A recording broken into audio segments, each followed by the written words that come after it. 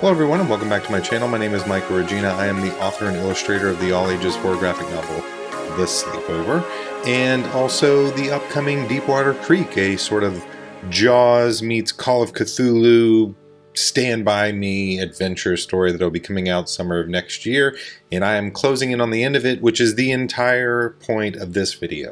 So what I want to talk about here is what I think is probably the hardest thing for any creative person to really do and do well or learn, and that's the ability to finish, right? So often as creatives, we're so excited for this idea, right? Like we've got this new story idea, this drawing that we want to do, whatever, on a creative project. And the task is very exciting and fun right when you start. All the possibilities are laid before you. And then somewhere in the middle of that process, you begin to feel the grind, the hard work of bringing something from an idea to a finished product.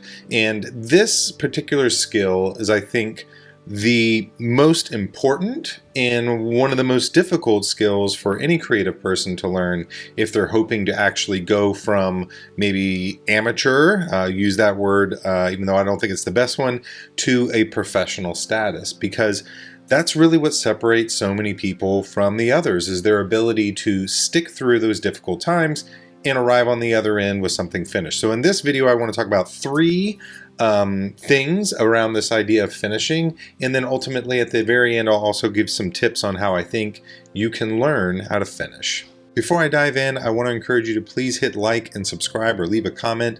Those things really are helping this channel, and the channel is continuing to grow, and I'm excited to have more people here talking about story and creativity and games and stuff with me. So please do that if you're not already a subscriber. Okay, so talking about how do we finish. The first thing I want to mention is just to understand that this is normal. It is normal for a project to eventually become hard work. You don't want it to be, and I certainly don't think that the mentality that you need to keep is, oh, this is just hard, I need to punish myself or something like that. But you do need to understand that at some point the process will go into a state where you're really just pushing yourself to the finish line. Learning that this is a normal part of the process can be extremely helpful in getting through the barrier that you have to go through mentally, in which you go through a period of like, what the heck is going on? This is way harder than I thought it was going to be. One of the best ways I've learned to get used to this or to understand it is to fill your head up with examples of great stories where you can see the sort of difficult challenge that the creatives had to go through, and they talk openly about like how difficult something is, and then it's maybe a product that you truly love, the end result on the other side. So like for me, one of my favorite stories to look into is the movie Jaws and the making of Jaws.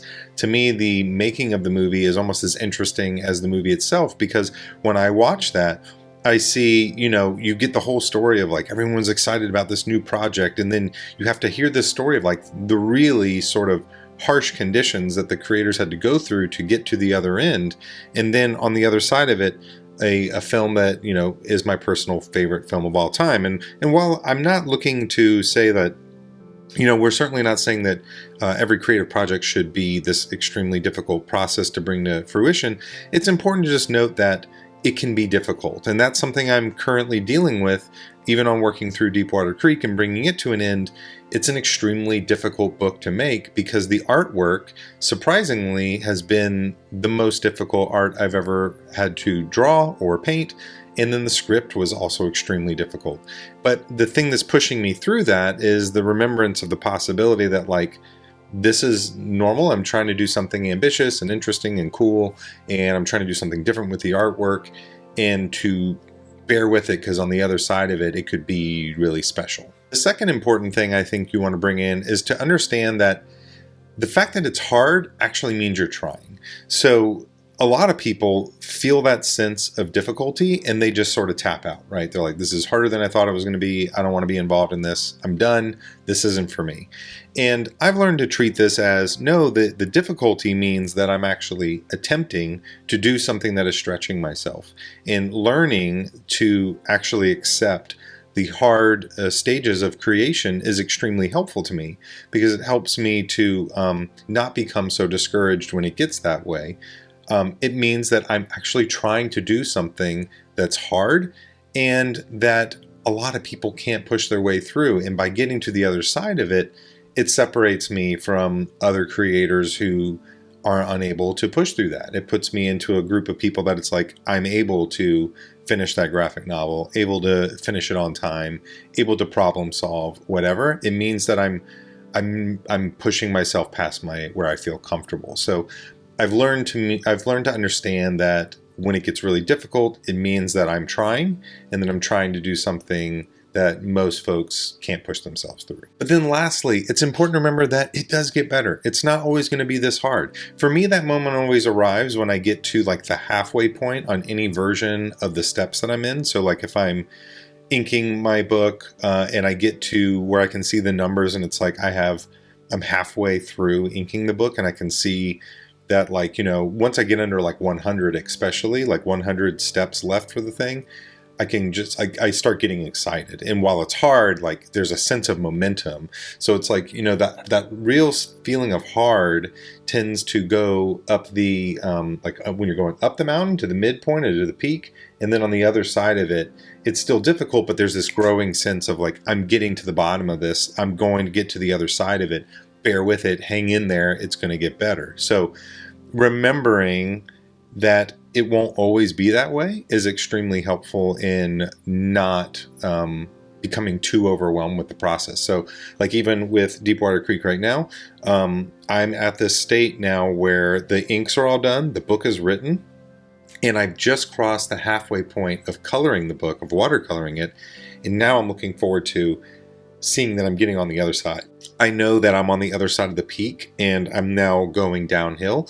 And while there's still a lot of mountain left to go, I'm less daunted by it because it's becoming shorter and shorter. So just remember, you know, it's hard. There's a point in the middle where it's really difficult. And then there's a feeling at the end of growing momentum, and it will eventually get better.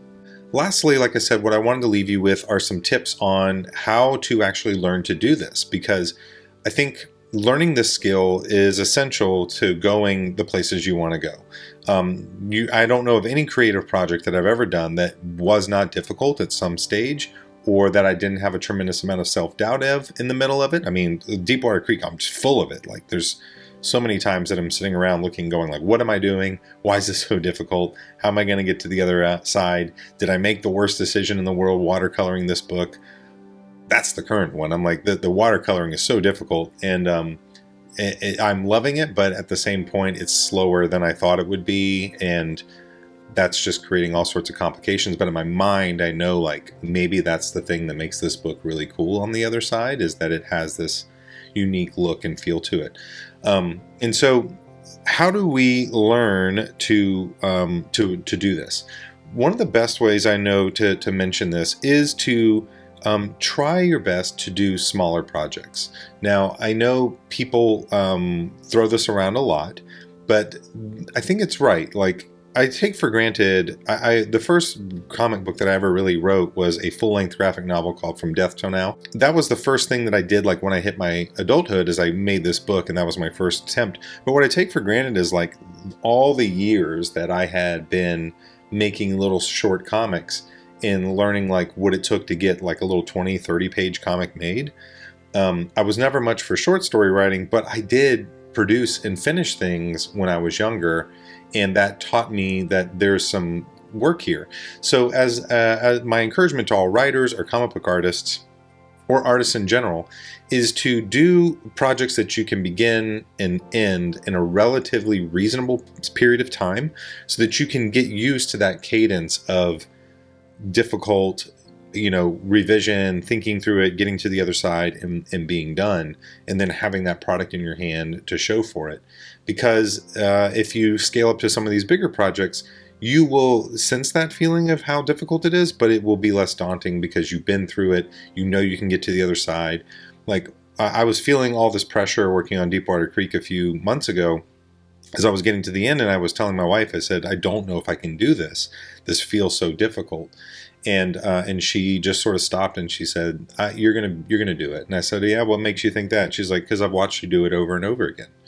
And that's such a cool piece of encouragement, because it's true. Like I've always found a way to get to the other side, even when it gets really difficult. And so my encouragement would be to just take projects, little things, and work those things to completion, so that you get a sense of like how difficult something is. And even if you're working on a bigger project, this can be done in smaller stages. It might be, I need to ink this 20 pages of this scene that's on this comic, or I need to write this chapter of this book, or whatever the case might be. If you treat every one of them as sort of like their own pocket of work, you're teaching yourself to push through that hard over and over again. But where possible, I do think if you can just create a shorter project altogether, that gives you a real sense of like how to do a beginning, middle, and end, and get to the other side, and then share that thing with other people so that they can see your finished product. So that's it. That's, like I said, sorry I haven't been around very much. It's been an extremely busy 3 months. I kept hoping I was going to get more open time in my schedule to do more videos and share more things. But like I said, the sort of watercoloring process of this book has been, one, like I said, a lot of fun, and I think the book is looking great. But it's also, I'm in the final 2 months. The book is due at the end of October, and I have just so much more work to do. So I might be a little bit more sporadic. I've got a handful of other videos I want to do that should be quicker, so they may get their way in. I want to talk about some movies and some things that I've seen recently that really inspired me, and how I think they might be inspiring to you, or help you as creatives think through some stuff. And then, as I polled on my channel, I would like to get back to doing solo role-playing videos, because that idea of like pushing through things and actually creating stuff more frequently, what I enjoy about solo roleplay is that, I can create like the rough draft of a story, and I can do that publicly with you all by making these videos. And who knows, maybe like a really cool idea comes out of it that could turn into an actual book or a story. So I will look and consider to be back again shortly in the future. In the meantime, if you are new to this channel and you'd like to hear me talk a little bit more about that solo role-playing experience, you can click this video right here to watch me explain how to write using solo role-playing. See you guys next time.